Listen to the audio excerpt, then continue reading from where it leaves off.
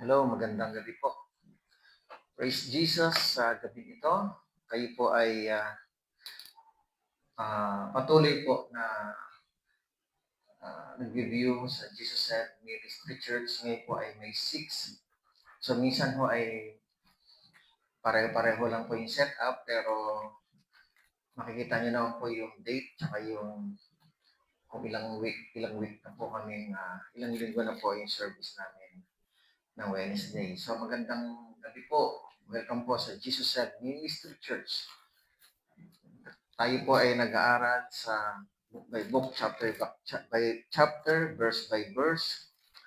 So malapit na po tayo matapos. Series po tayo, simula ng Genesis chapter 1, verse 1 for 6 years na po mahigit. Andito na po tayo ngayon sa Joshua 22. Ang Joshua 22 po ay hanggang verse 1, mula 1 hanggang verse 34. Pero hanggang 9 lang po tayo ngayon. Ito po yung, ang title po nito ay The Shema. Wait lang po Okay.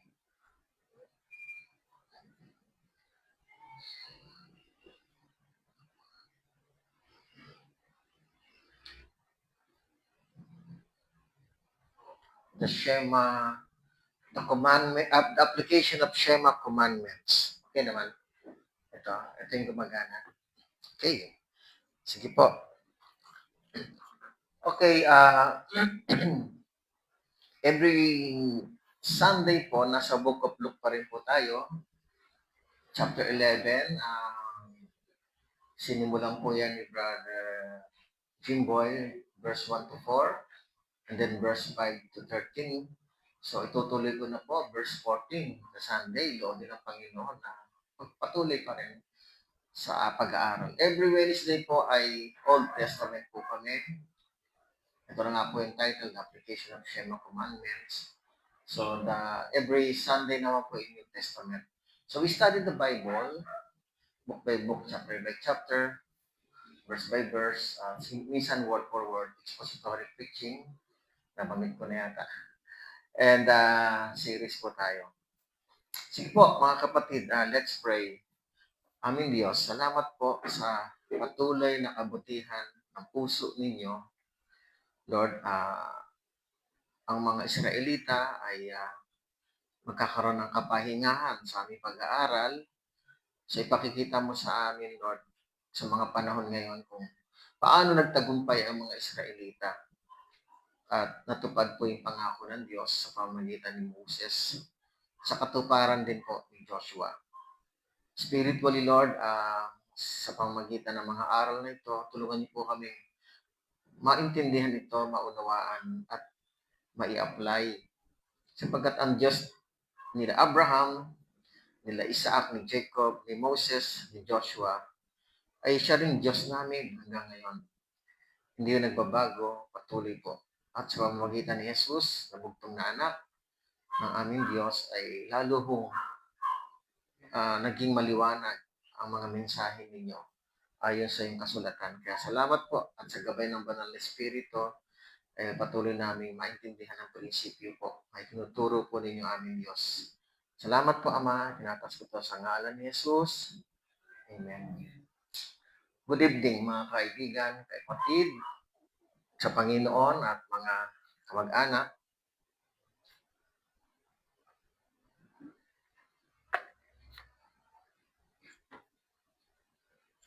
Ngayon po ay hanggang verse 9 lang po tayo. Pero napakahalaga po ito na si Joshua ay ipapauwi niya na po yung mga anak ni Ruben, ni Gad, at saka nung kalahati ni Manasseh. Ito po yung mga nakatira sa Transjordan. So, naging kompleto po yung kanilang pagtupad sa pangako ng Diyos sa mga utos ni Moses at ni Joshua. So ngayon, tingnan po natin yung blessing at yung pagpapala ng victory. Sabi dito sa verse 1, Joshua chapter 22 verse 1. Pagkatapos ay tinawag ni Josue ang mga Rubenita, mga Gadita at ang kalahating lipi ni Manases. Si Rubenita yung mga Rubenites, mga anak po nila Ruben. Anak ni Gad, kung tawagin ay Gadita, Gadites yata po ito sa English, and then sa lipi ng kalahati ni Manases. Yung kalahati po ay nasa loob ng Jordan. Ito po yung mga nasa plain of Moab. Nasa lugar kung saan na nakubkob nila, natalo nila si King Sihon at si King Og. Yun ang kanilang minana. So sabi rito sa verse 2, at sinabi sa kanila, inyong iningatan ang lahat ng inuutos sa inyo ni Moses na lingkod ng Panginoon. At inyong pinakinggan ang aking tinig sa lahat ng aking inuutos sa inyo. So, ibig sabihin, yung in-examine po ni Joshua, yung pagtupad ng mga taong ito, anak ni Ruben, ni Gad, at saka ni kalahati ni Manases, sinunod nila yung utos ng Diyos na pinautos kay Moses para sa kanila. Ang sabi nga dito, iningatan. Tingnan natin na sa New King James, and said to them, you have kept all that Moses, the servant of the Lord, commanded you, and have obeyed my voice in all that I commanded you. So dalawa po yung sinunod ng mga lahi ni Ruben at ni Gadit, ni Gad at saka kalahati ni Manases. Una, yung utos ni Moses sa mga ito. Iningatan daw nila ang utos ni Moses. Nang masakop ng Israel ang lugar ng mga Amorites, plain of Moab din po ito, pero ang mga leader po dito yung mga hari ng Amoreo, si King Sihon, hari ng Bashan, si King Og, Book of Numbers chapter 21 to 35. Nag-request ang mga anak ni Ruben, mababasa natin yan sa Book of Numbers 32, at yung ibang anak ni Gad, tsaka yung kalahati ni Manases. Siguro nag-usap-usap po sila. Sabi nila na kung pwede, doon na lang sila mananahan dito sa Transjordan na manahin nila yung lugar na yun. Napakalaki kasi namin lang hayop, mga livestock, mga tupa, kambing at mga siguro baka. So nag-usap tong tatlong ito ng mga anak ni Jacob. Sila yung 20 years old and above na lalaki. Actually, na-misinterpret po ni Moses ito kapag binasa niyo po yung bilang, aklat ng bilang 32. Akala ni Moses ay hindi na sila sasamang makipaglaban sa Kanaan, sa loob ng Kanaan, sa loob ng Promised Land. Pero ang sabi nila, doon sa pag-uusap, iiwan lang nila yung lupa o yung mga pamilya nila sa lupain ito, pati anak nila, pati hayop. Pero sila, ang mga lalaki, 20 years old na lalaki na sinensus na sa bilang chapter 26 ay lalaban, sila ay lalaban pa rin para matupad yung pangako ng Panginoon na makuha yung buong promised land. Kaya nga, nagkausap sila roon at hindi sila uuwi o babalik dito, hindi sila pa uuwiin hanggang di tapos yung labanan. Kaya sinasabi ni Joshua, inyong iningatan ang lahat ng inutos sa inyo ni Moses na lingkod ng Panginoon. Ibig sabihin, natupad po ito, iningatan nila, more or less 9 years po kasi ito, more or less. Kasi 2 years po yung since nag-start silang kausapin si Moses, and then pagtawid nila ng Jordan in Joshua chapter 3, hanggang makubkob, hanggang ma-subdivide na po yung lupain ng iba pang kapatid nila, in Joshua chapter 19, ay humigit kumulang 9 years po yung panahon na sila ay nag-usap doon sa Aklat ng Bilang chapter 32. Prior to that, marami na pong pangako ang Diyos sa mga ninuno nila, sa mga magulang nila. 40 years ago pa, noong panahon na buhay pa yung mga magulang nila, ipinangako na yung promised land. Kaya kasama sila sa pinangakuan kahit na po sila po ay maaring 19 years old and below nung panahon na ngayon na hindi sila nabilang sa unang census in Book of Numbers chapter 1. Pero dahil ang mga magulang nila pinangakuan, kasama sila sa mga pinangakuan. Kahit na po namatay na po yun sa katigasan ng ulo nila, only Joshua and Caleb lang po natira, kasama rin sila sa pangako. Kaya nga, ang sabi ni ano dito ni Joshua, yung tinatawag na you have kept all that Moses, the servant of the Lord. Ibig sabihin, iningatan.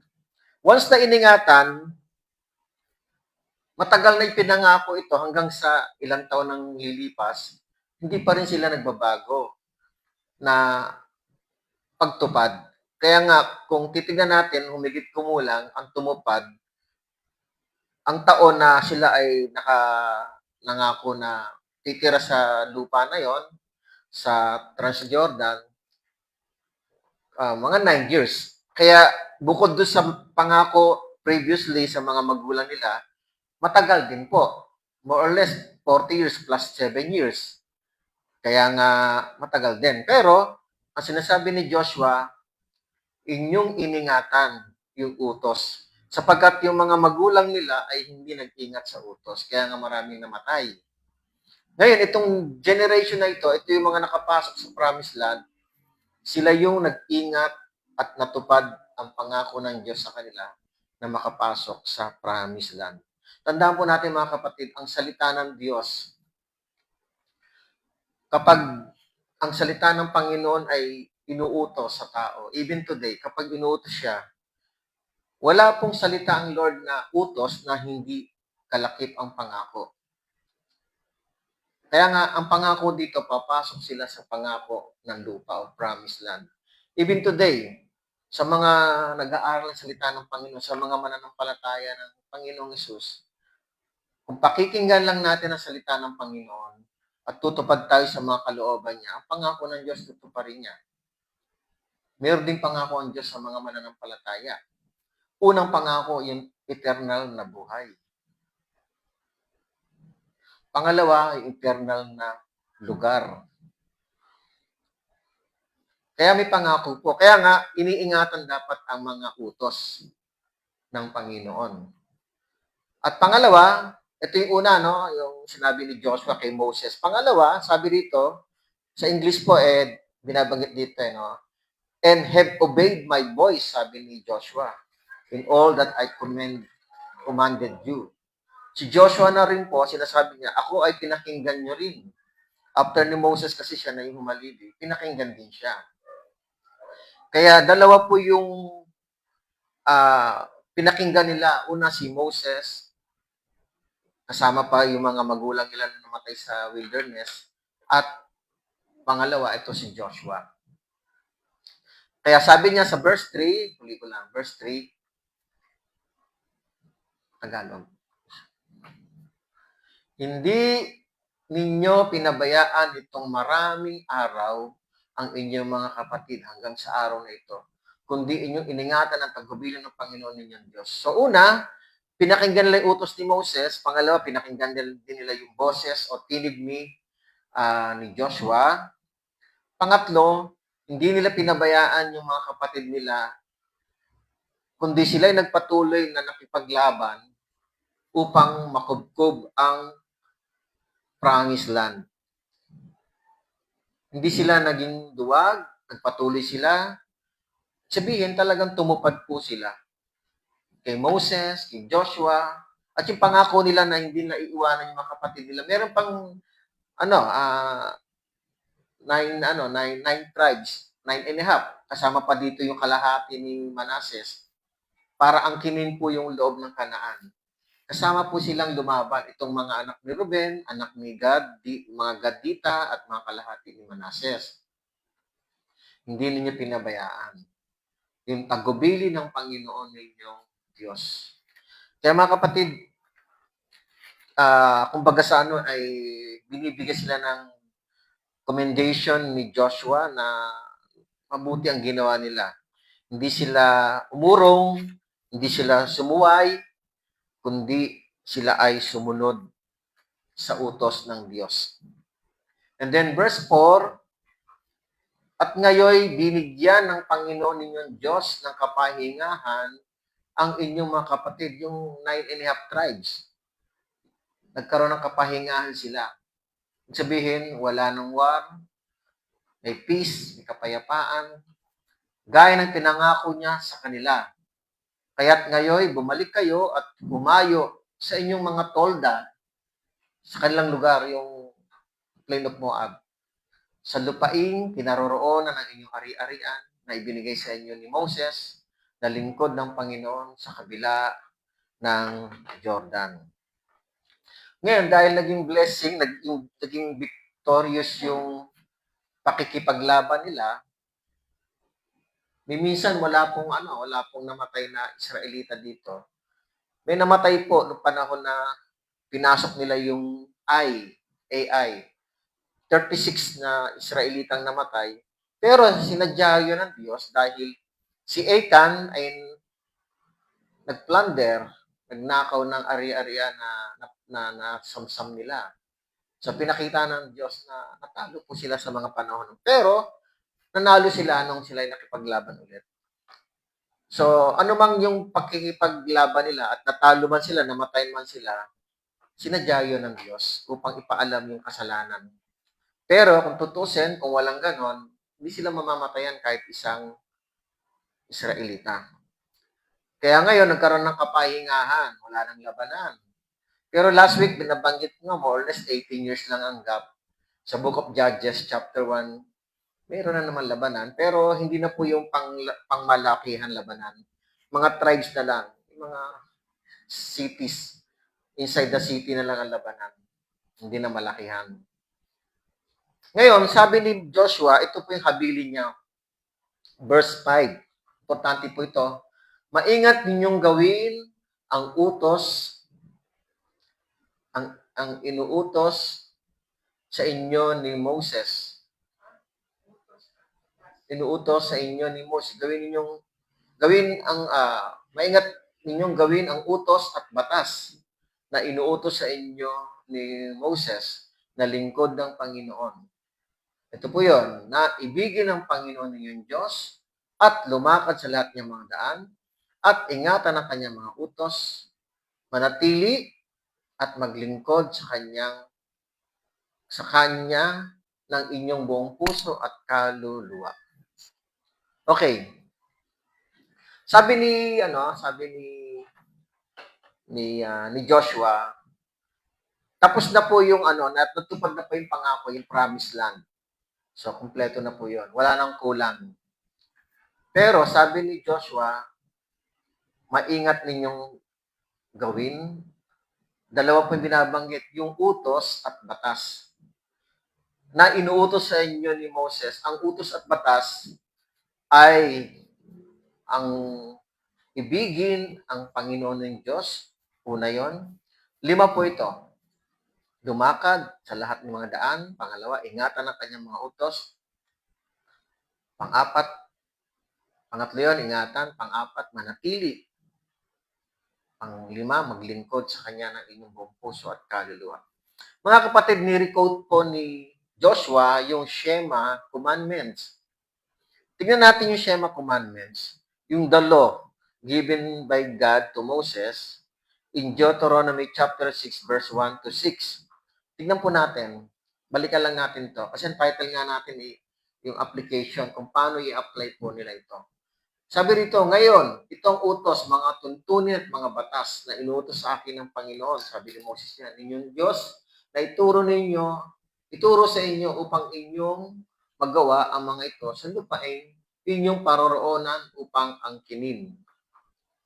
Upang ikaw ay matakot sa Panginoon mong Diyos na iyong ingatan ang lahat niyang mga tuntunin at ang kanyang mga utos na aking inutos sa iyo, sa iyong anak at sa anak ng iyong anak sa lahat ng araw ng iyong buhay at upang ang iyong mga araw ay humaba. Kaya't pakinggan mo, O Israel, at iyong gawin upang ang lahat ay maging mabuti sa iyo at upang kayo'y lalo pang dumami na gaya ng ipinangako sa iyo ng Panginoon ng Diyos ng inyong mga ninuno sa lupaing dinadaluyan ng gatas at pulot.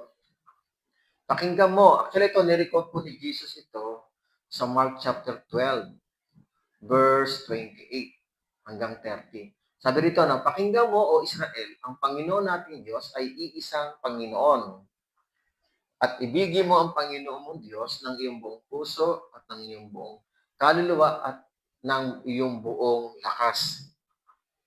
Ang mga salitang ito na aking inutos sa iyo sa araw na ito ay ilalagay mo sa iyong puso. So ito po yung kung tawagin ay Shema Commandments sa mga Israelita. Ito pong Shema Commandments na ito, mga kapatid, lalo na yung verse 5, ilalagay nila po ito sa mga pintuan ng main door nila. Kung tawagin naman ay mesusa. Minsan may mga bahay na makikita mo, may mga plates, pero biblical phrase ang nakalagay. Minsan mayroon sa kitchen, di ba, mayroon po sa living room. Sa mga Christian, karamihan may nga ganun. Pero sa mga Israelita, hanggang ngayon, kaugalian pa rin yan yung Shema Commandments. Inilalagay nila yan sa mga entrada ng bahay nila, katabi ng pintuan. Kung tawagin yun ay mesusa. Kaya, importante po ito. Tingnan natin siya sa English version, Joshua 22 verse 5, New King James. But take careful heed to do the commandment and the law. So ito yung commandment and the law. Kung titingnan natin how many law ang meron, 613 laws. And commanded you, sabi there, and the law which Moses, the servant of the Lord, commanded you, to love the Lord your God, no, una, to walk in all His ways, pangalawa, to keep His commandments, pangatlo, to hold fast to Him, pang-apat, and to serve Him with all your heart and with all your soul. Itong limang ito po yung pinaka pangunahing bagay para masunod mo yung buong kautusan na 613 laws. Merong ceremonial law, merong civil, at saka merong moral laws. Dito muna magsisimula kapag yung batas na yon ay nakapaloob po sa limang ito. Masusunod mo yon kapag inuna mo ito kasi dito mo unang inilalagay sa Diyos yung pagtupad sa kautusan. Samantalang ang 613 laws, may mga civil law, may mga pangkapwa, mayroong moral law, may pang-asawa, o sa civil law, mga pang-asawa, diba, sa moral law. Lahat yon, even the 10 commandments, mga kapatid, masusunod mo yon, matutupad mo yung batas at saka commandments, kasi yan na po yun pinaka parang summary na po yan. Ito yung uunahin natin, o uunahin ng mga Israelita para matupad pa yung mga kautusan at commandments o kaya yung batas. Dito magsisimula. The commandments and the law refers to the entire body instruction or Torah given by Moses, which includes both 10 commandments and the ceremonial and civil laws. It specifically emphasizes that true obedience is motivated by 5 actions of Shema commandments. Yung binabanggit ko rin na ito po yung 5 action of Shema commandments. Una, inuno ko lang, depensali, ko lang. To love the Lord your God, sa Tagalog, ibigin mo ang Panginoon Diyos. Pangalawa, to walk all His ways, lumakad sa lahat niyang daan. Pangatlo, keep His commandments, ingatan ang kanyang mga utos. Pang-apat, hold fast to Him, manatili sa Kanya. Panglima, to serve Him with all your heart and with all your soul. Maglilingkod sa Kanya ng inyong buong puso at kaluluwa. Mamaya po, ipaliliwanag po sa atin yan in Hebrew word, at the same time in Hebrew how to apply o paano isinasabuhay ito ng mga Hebrew.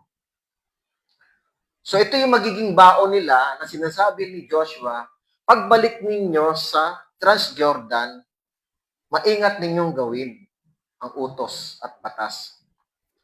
habilin po ito.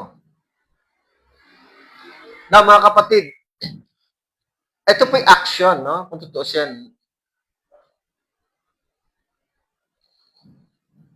And this action accompany the Shema command to love God. Ito po yun, parang naka-incorporate po ito. Now, mga kapatid, natupad na yung pangako nila, binanggit ko kanina, tapos na po yung pangako ng promised land. Meron namang dapat i-maintain yung utos na yon, dapat iniingatan yung utos na ito. Itong 5 utos na ito ng Diyos, iniingatan nila habang naninirahan po sila sa plain of Moab. So, ano ang next promise dito? Meron ba pangako dito? Pastor, may pangako din ba ang Diyos dito kapag iningatan? Yes po. Yes po talaga, meron po. Yan po ay pangako ng Panginoon in Deuteronomy 28 verse 1 to 14. Medyo mahaba. Basahin na lang po ninyo even in book of Numbers yata, meron din siya nakalagay doon. Ito po yung pangako na pag tinupad po nila ang utos ng Diyos, mga kapatid, pagpapalain po sila. Yung pagpapala ng Diyos, ibibigay sa kanila. Basahin ko lang yung ibang part. Sabi sa verse 1, Deuteronomy 28 verse 1, kung susundin mo ang tinig ng Panginoon Diyos at maingat mong gagawin ang lahat ng kanyang mga utos na aking inutos sa iyo sa araw na ito, itataas ka ng Panginoon Diyos sa lahat ng mga bansa sa lupa. At ang lahat ng pagkapalang ito, verse 2, ay darating sa iyo at aabot sa iyo kung iyong susundin ang tinig ng Panginoon Diyos. Verse 3, magiging mapalad ka sa lungsod at magiging mapalad ka sa parang. Verse 4, magiging mapalad ang bunga ng iyong katawan, ang bunga ng iyong lupa, ang bunga ng iyong mga hayop, ang karagdagan ng iyong kabakahan at mga anak ng iyong bakahan.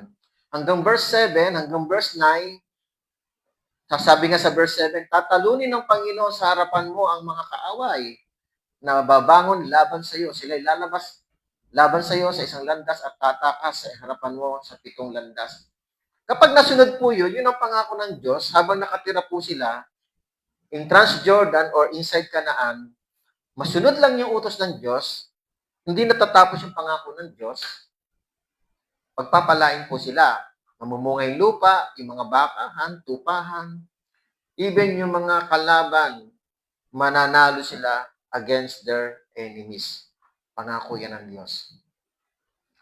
Kung tumutupad po sila. Kaya lang, pag binasa niyo po ang Biblia, hindi natatapos ang labanan, lagi nga po silang natatalo. Noon, binibihag sila, nabihag po sila ng panahon ng Babylonia, Assyria. Mga kapatid, kapag may nangyayaring ganon, ibig sabihin, palatandaan po, hindi po sila sumusunod sa utos. Kasi po, may nakalagay din po ang Panginoon, in Deuteronomy 28 verse 15 onward, nakalagay din yung sumpa kapag hindi sumusunod sa Diyos. Gagirahin lagi sila, sasakupin lagi sila. Kaya pag nangyayari po yon sa Israel, ang kahulugan po noon ay sumusuway sila. Kaya ang pangako ng Diyos hindi natatapos.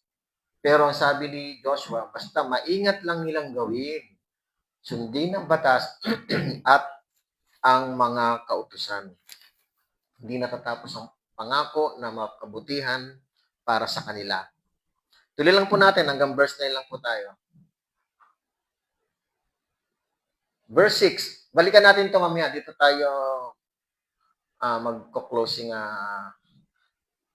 sa prinsipyo po na gustong i-apply na pa-apply sa atin ni Lord. Verse 6, kaya't binasbasan sila ni Josue at pinahayo sila at sila umuwi sa kanilang mga tolda sa kabila ng Jordan, sa kabila ng Jordan River. So, blessed po sila. Wala pong masamang nangyari sa kanila. Tinupad ni Lord yung pangako nila na mamanahin po yon at natupad din po because of their obedience. Tumupad din sila sa utos ng Diyos.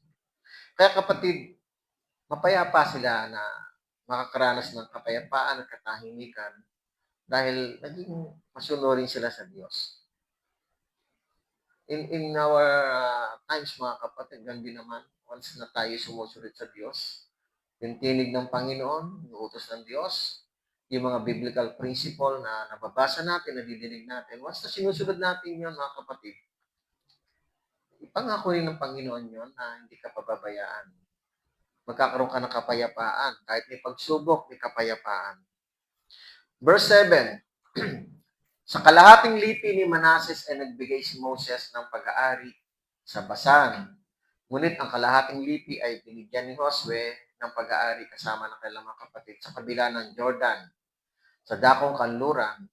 Bukod dito ay binasbasan sila ni Josue ng kanyang pauwiin sila sa kailang mga tolda. Yung buong pamilya ni Manases ay nahati. Yung kabila ay yung iba ay nasa Jordan, Transjordan, yung iba ay nasa Canaan. Now, verse 8, at sinabi sa kanila, kayo'y bumalik sa inyong mga tolda na may maraming kayamanan, maraming hayop, pilak, ginto, tanso, bakal, at maraming kasuotan. Hatiin ninyo sa inyong mga kapatid ang nasamsam mula sa inyong mga kaaway. Sa 31 kings, perhaps sa 31 cities, napakarami lang na nakuhang ginto, pilak, damit, at even yung iba ay bahay, ang namana.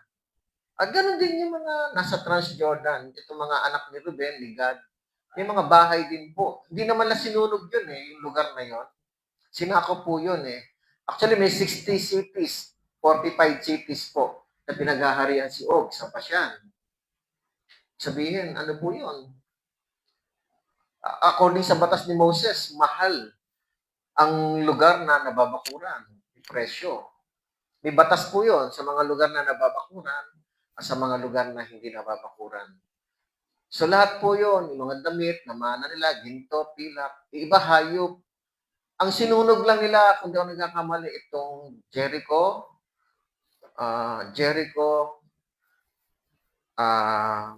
may sinunog po silang lugar na hindi na nila pakikinabangan yung mga ari-arian doon.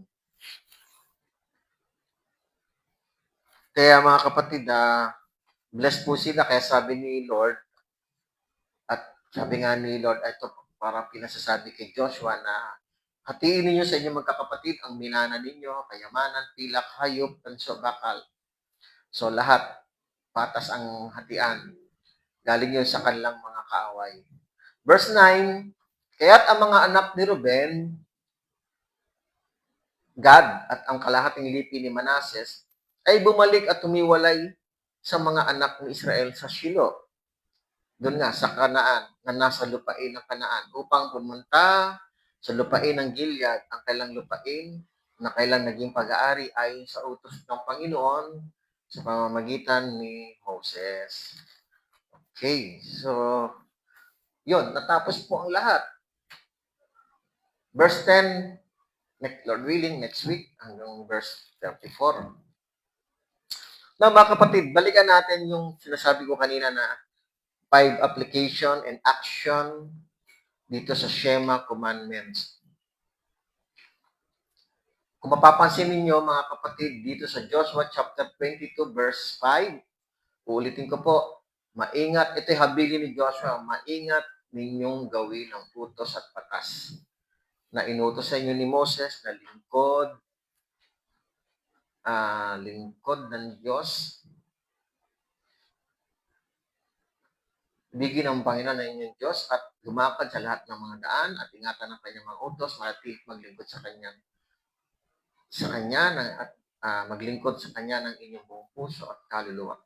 Mga kapatid, tingnan natin, babalik lang po tayo kung paano po ba sumusunod ang mga Israelita, kasi pinatunayan po nila na sumunod po talaga sila.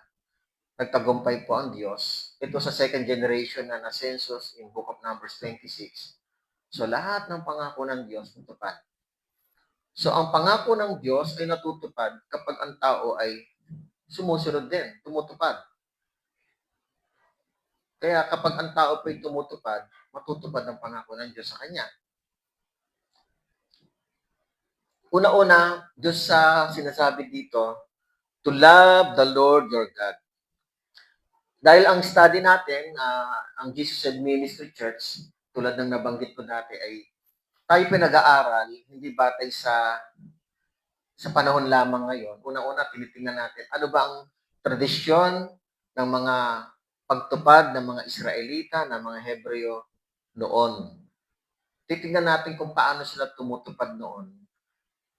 Yung kanilang pangunawa sa kasulatan na nirequote naman ni Jesus na isa ring Hudyo, na isa ring Hebreo. So number one, to love the Lord your God. Tingnan natin, i-flash lang po natin yung picture number one. Ano ba ibig sabihin niyan?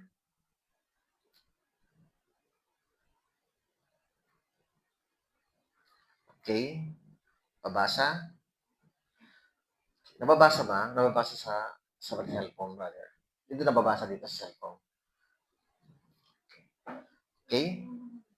Sabi dito, no, ito yung una, paano ba sila sumusunod? Ito, to love the Lord your God. Una, in Hebrew, syempre yung letter ng Hebrew, hindi ko na po alam yan. Pero in English, nakalagay, le ahaba et Adonai Eloheka. Sana maliwanag sa inyo.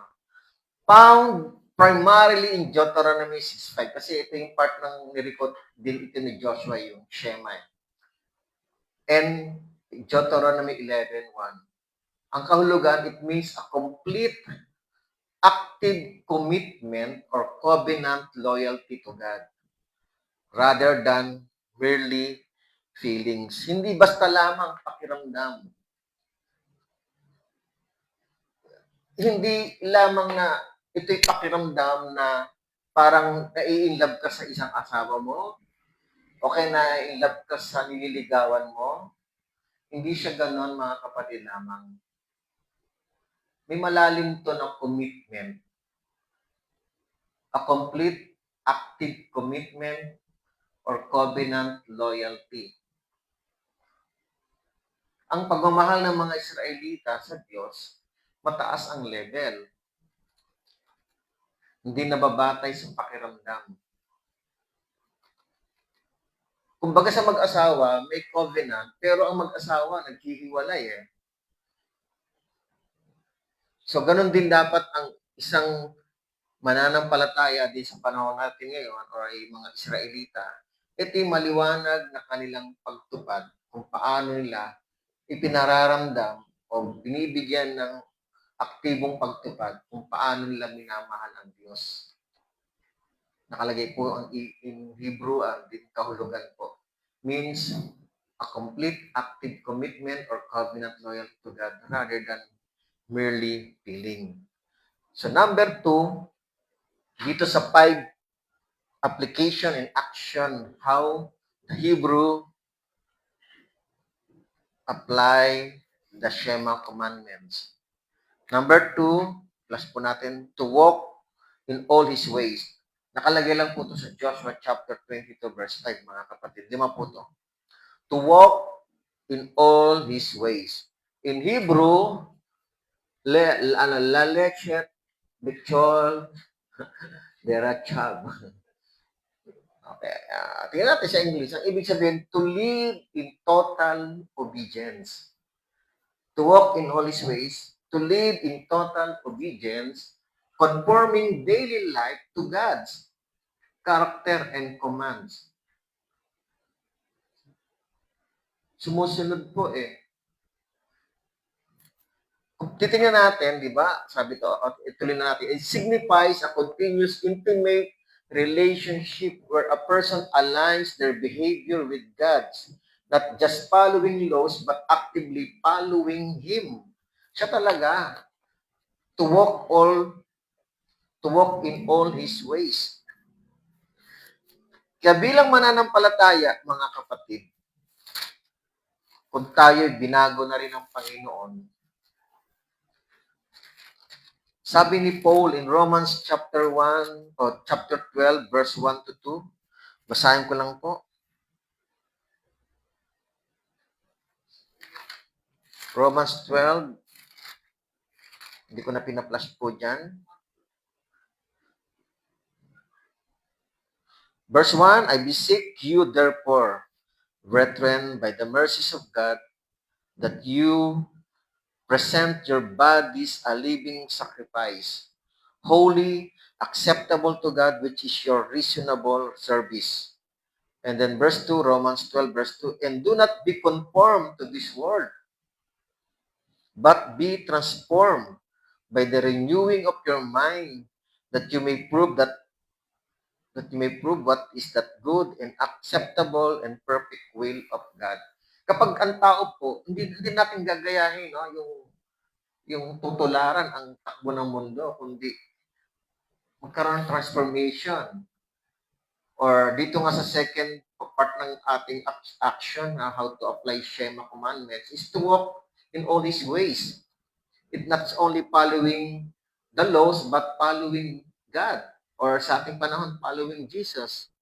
It signifies a continuous, intimate relationship where a person aligns their behavior with God, not just following laws, but actively following Him.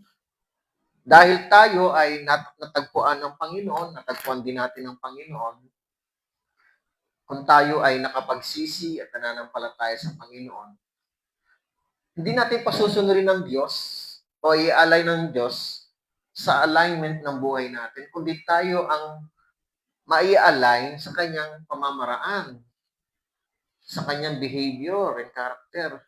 Tayong susunod sa kanyang pamamaraan. Lalakad tayo kung paano siya naglalakad. In other term, how to practice the Word of God, how to obey the Word of God. Kung paano sumusunod si Jesus sa Diyos, ganun din dapat tayo. Yung bang walang reklamo, walang wala nang reason or doubt, kundi just obeying without any complaining, mga kapatid. Kaya ito yun, to walk in all His ways. Sila po ito. Ito po yung kanilang traditional and behavior how to walk in all God's ways. Now, number 3, dito sa Joshua chapter 22 verse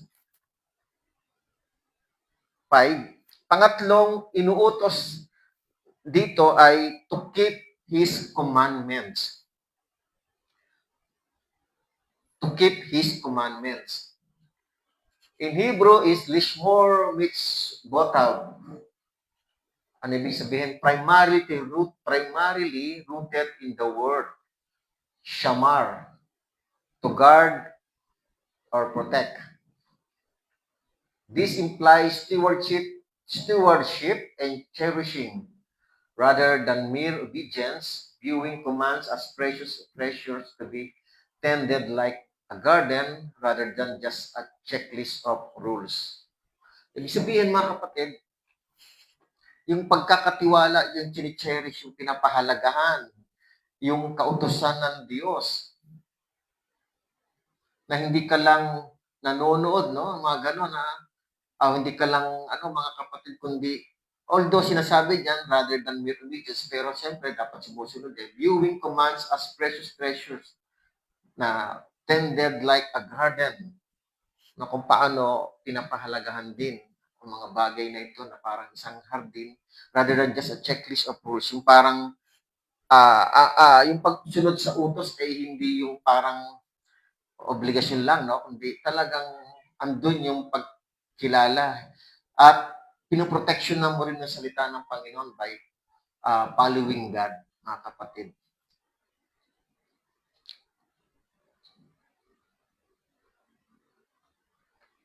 Number 4, yung sinasabi rito sa Tagalog, manatili sa Kanya.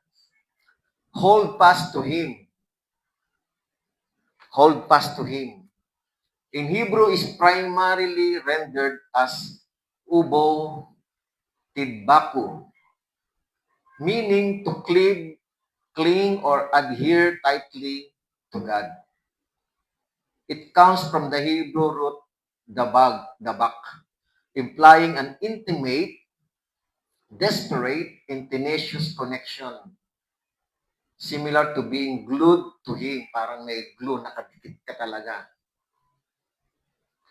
Kasi yung nakakling, nakaangkla ka sa Kanya, to cling or adhere tightly to God.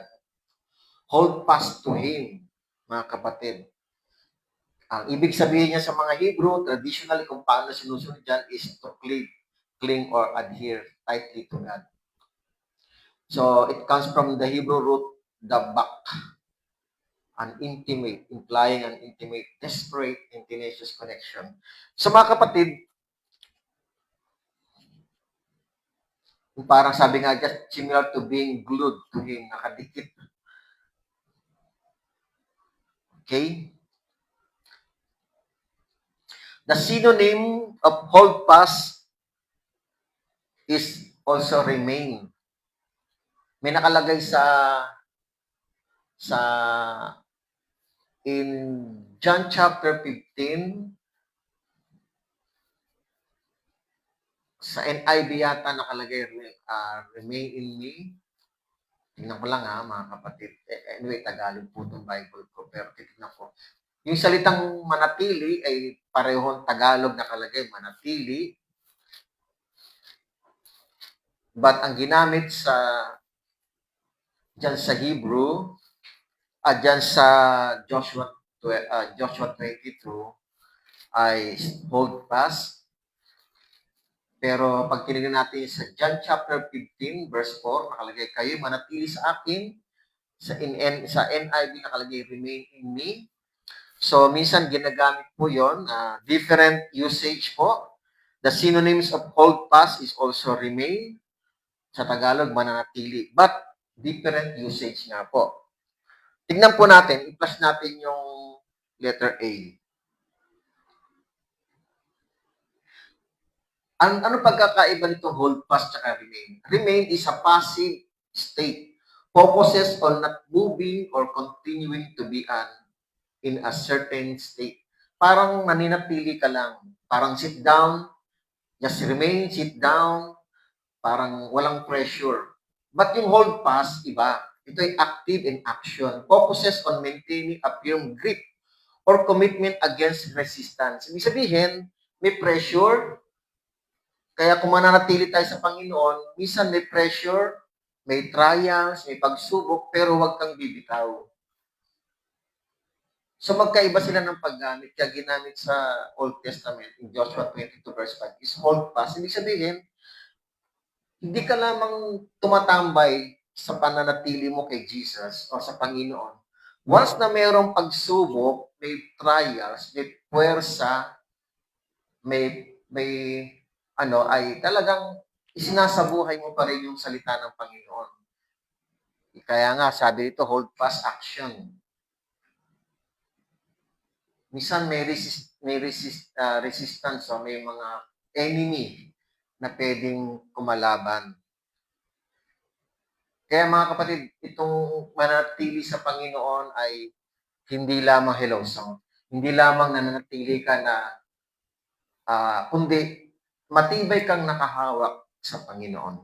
Sabi sa 1 Corinthians 10:13, mga kapatid, unang Korinto 10:13, hindi mo na, walang nilagay. Okay. 1 Corinthians 10:13,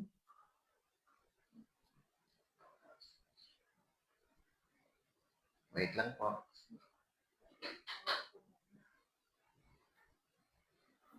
Sabi rito, tsaka sa Isaiah 41:10, makasunod dyan.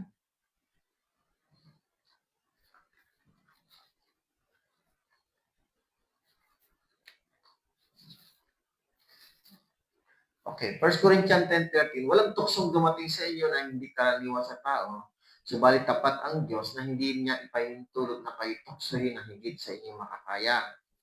Kundi kalakip din ng tukso ay naglalaan ng pag-iwas upang ito'y inyong makayang tiisin. Kaya nga, makakaya niyong tiisin, labanan niyo lang, hold fast tayo to the Lord. Kahit na may mga pwersa, may mga laban, magkalaban, tumutulso, hindi tayo pababayaan ng Panginoon. At tutulungan din tayo. Isaiah 41 verse 10, Sabi po dito, huwag kang matakot sapagkat ako'y kasama mo. Huwag kang mabalisa sapagkat ako'y Diyos mo.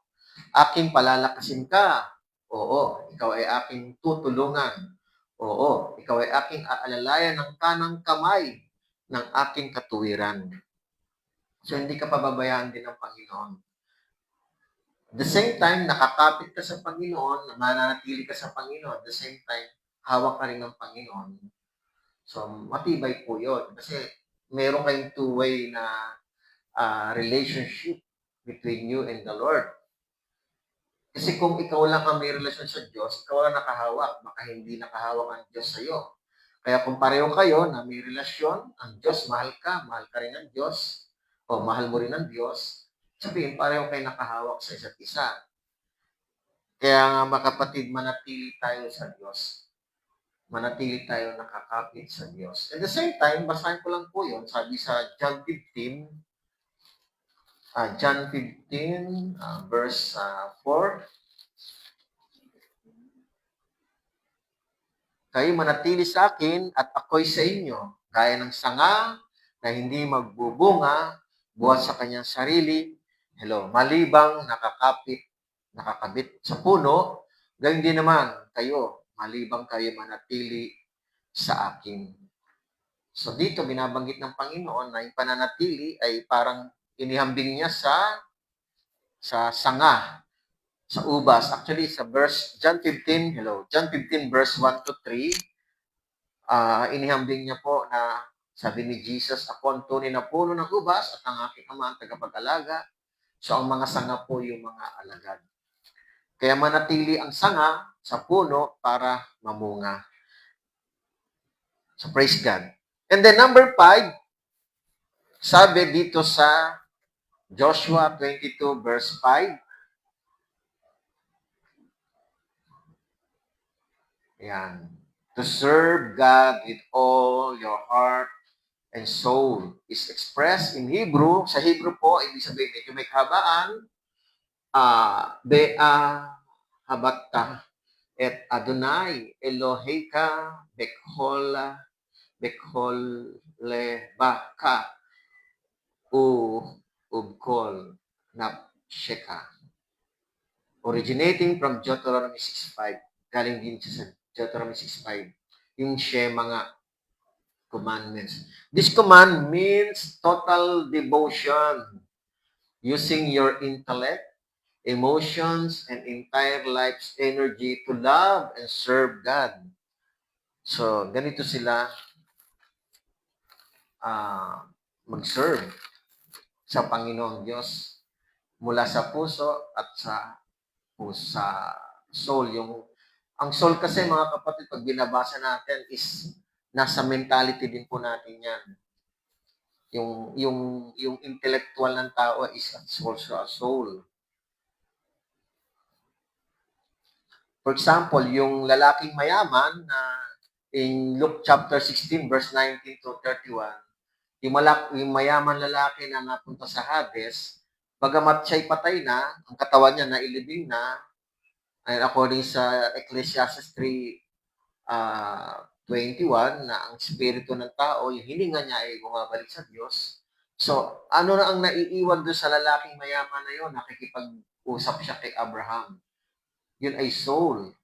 Yun yung nalalaman niya na si Lazaro ay nasa bosom ni Abraham. Nararamdaman niya na mainit sa lugar niya. Alam niya na meron pa siyang 5 kapatid na gusto niyang maligtas. At alam niya na siya ay nagkasala kasi sabi doon, siya ay nagsisisi dahil nagturo siya doon. Kaya ang kaluluwa na ito, nandun din ng kanyang kaisipan at talino. Kaya nga, sabi nga ni Lord, di po ba, no? Sabi ni Jesus in Matthew 11:28, di ba? Come to me, sabi doon. All of you carrying heavy loads, I will give you rest. Take my yoke, and then you will find rest of your soul, sabi niya, di ba? Pinaparaphrase ko lang. Yung soul, ang magkakaroon ng kapahingahan, yung mentality ng tao, yung soul. Sa mga kapatid sa Panginoon,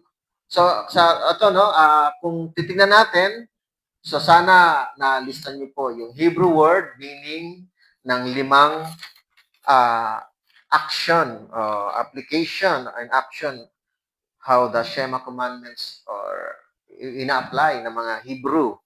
To love the Lord your God, to walk in all His ways, sabi doon, to keep His commandments, hold fast to Him, to God, and then to serve God with all of your heart and soul. So, ito po ay nakalagay nga sa ating study sa Joshua 22 verse 5. So mga kapatid, ganito po yung tradition, action, and application ng mga Hebrew or mga Jewish, especially sa mga prophets. Example din si Job. Example din si King David. So sila po, no? Si Moses, si Joshua. So mga sincere na Hudyo na nakakaunawa ng utos ng Diyos, they obey, no, mga kapatid, yung Shema Commandments. Now, itong Shema Commandments, sa kanila lang ba to? Hindi po, mga kapatid. Even si Jesus, in New Testament, nagtanong sa kanya mga skriba, I think skriba po yon. Even mga ito ay pinaliwanag ni Jesus kung ano po ang Shema Commandments. Sabi sa Marcos 12, verse 28 to 30, bago po tayo magtapos. Marcos 12, 28 to 30. Lumapit ang isa sa mga eskriba at narinig niya ang kanilang pagkatalo. At palibasay na lamang mabuti ang pagkasagot niya sa kanila ay tinanong siya, alin ang pangunahing utos sa lahat? Yung pangunahing utos. Sumagot si Jesus, ang pangunahin ay pakinggan mo Israel. Ang Panginoon natin Diyos, ang Panginoon ay iisa. Binanggit ko kanina, yan po ay nakalagay po sa Deuteronomy 6. Doon sa Shema part po yan. And then, ibigin mo ang Panginoon Diyos ng buong puso mo, ng buong kaluluwa mo. Ito yung sa verse 5, ng Deuteronomy 6 verse 5, ng buong pag-iisip mo at ng buong lakas mo. So dito, mapapansin mo mga kapatid na may dinagdag si Jesus na isip. Na kung tititin natin ay part pa rin naman, no? Binanggit kanina, yung pag-iisip sa intellect na binabanggit kanina sa ating study.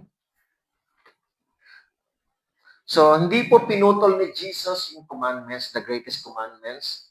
Nagdagdag pa nga siya, yung pag-iisip. Napaka-importante po nito, mga kapatid.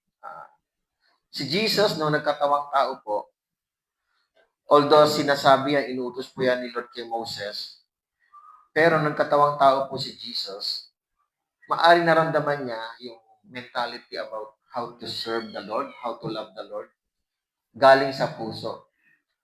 Kasi po pag puso, galing sa isip. Kasi pag puso lamang, pwede magbatay sa emotion, sa feelings. Pero ang utak po, ang isip po ay napakahalaga. Siya po yung pwedeng manimbang para sa kanyang puso. Nung si Jesus ay nagkatawang tao, mga kapatid, naramdaman niya lahat ng ito. Kung paano mahalin ng Diyos, buong puso, buong lakas, buong kaluluwa, buong pag-iisip, buong puso. So, naramdaman po ni Jesus po yun, na nagkatawang tao siya. Kaya marahil, dinagdag niya po yung kaisipan because siya mismo ay naranasan niya na importante yung isip, which is hindi na mention po sa Deuteronomy 6 verse 4 to 6. So anyway, marami pa po ito. So maraming salamat mga kapatid, no? Ito po ba ay utos din sa mga, inutos to sa mga Hebrew, inutos po sa mga, sa New Testament, sa mga Israelita. Ito po ba ay utos pa rin hanggang ngayon? Yes po mga kapatid. Utos pa rin po ito. Mahalin natin ang Diyos. Lumakad tayo sa daan ng Diyos, lalo na ngayon na may example na po kung paano gawin ito. Si Jesus po ang number 1 demonstrator. Dinemonstrate niya kung paano lumakad ng matuwid sa Diyos. Dinemonstrate niya kung paano ibigin ang Diyos. Ipinakita niya rin kung paano ingatan ang mga utos ng Diyos at nanatili siya sa Diyos.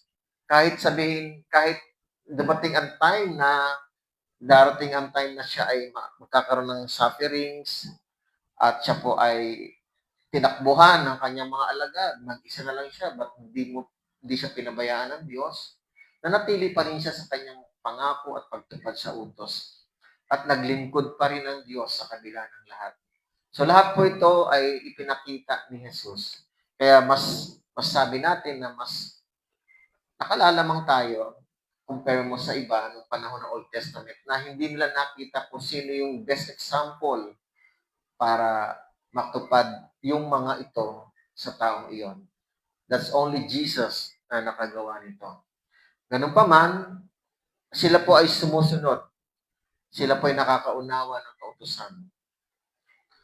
Ang kagandahan ay tayo ay nakikita natin yung mga pamumuhay ni Kristo, ikinukwento ng Biblia, kung paano siya naging mabuti at tumupad sa utos ng Diyos. So, ganun pa rin naman tayo mga kapatid. Wala po tayong babaguhin, kundi tutupad na lang tayo. Sikapin natin na isabuhay po ang mga utos ng Diyos. Mababasa natin dito. Narito po lahat. Narito po lahat sa gospel, sa epistles, kung paano dumating ang Holy Spirit na naggagabay sa atin para matupad ang kalooban ng Diyos. Sa tulong ng Banal na Espiritu, mga kapatid, matutupad po na maiibigin mo ang Diyos ng buong puso. One last verse bago tayo mag-closing. Sabi sa 1 Corinthians, Romans chapter 5, sabi rito verse 5, at hindi tayo binibigo ng pag-asa sapagkat ang pag-ibig ng Diyos ay ibinuhos sa ating mga puso para tayo makatupad sa pamamagitan ng Espiritu Santo na ibinigay sa atin. Ulitin ko po. Verse 5, Roma 5, verse 5, hindi tayo binibigo ng pag-asa sapagkat ang pag-ibig ng Diyos ay ibinuhos sa ating mga puso sa pamamagitan ng Espiritu Santo na ibinigay sa atin. So, nung sinabi ni Jesus that Jesus is in John 3:16, for God so loved the world that He gave His only begotten Son, whoever believes in Him will not perish but have eternal life. Hindi pa pala yon. Hindi po pala si Jesus lang ang batayan ng pag-ibig ng Diyos. Ibinigay pa rin yung banal na Espiritu to complete the promise of God at mabigyan tayo ng pag-asa. It is impossible na ma-please natin, masunod natin ang kalooban ng Diyos without the Holy Spirit. It is impossible. Yung masabi natin, ibigin mo ang Diyos ng buong puso, buong kaluluwa, hindi po. Without the Holy Spirit. Ang Holy Spirit po ang tutulong sa atin, gagabay sa atin para masunod natin ang kalooban ng Diyos at matupad ang pangako ng Diyos sa buhay natin. Kailangan ang banal na Espiritu. So nawa, wag po tayong bibitaw, hold fast on Him, to Jesus, walk with the Lord, love the Lord with all of your heart, keep His commandments, hold fast to God, and serve God with all of our heart and minds. Let's pray. Diyos Ama, marami pong salamat sa kabutihan ninyo, sa iyong pagpapala. Salamat po sa lahat ng biyaya aming tinanggap. Marami pong salamat, Panginoon.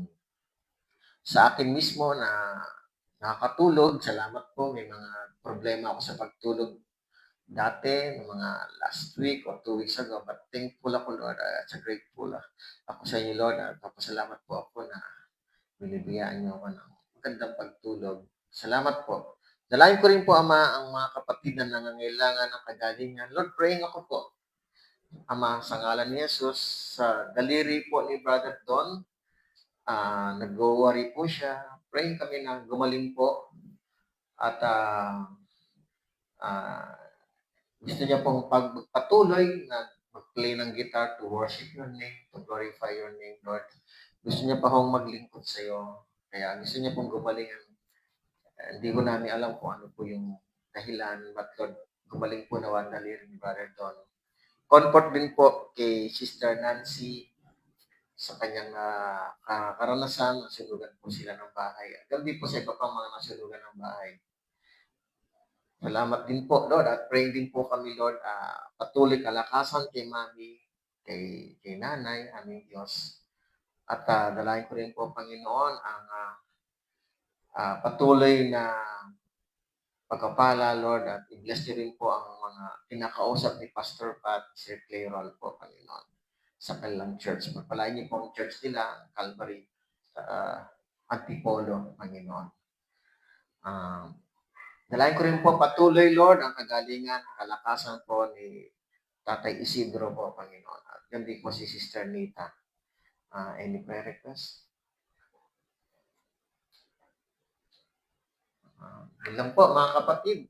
Maraming po salamat aming Diyos sa dakila at patnubay ninyo sa aming pag-aaral. Comfort healing din po, Lord, si Sister Tess sa oras na ito. Gandi po, protection din po kay Sister Cora sa kanyang work, Panginoon. Sa pagbiyahe sa malayang lugar, Panginoon. Maraming po salamat, Ama. Ingatan niyo po pag-uwi ni Brother Edgar. Thank you po. In Jesus' name we pray. Yes. Amen. God bless you all po. Sana po na-bless po kayo.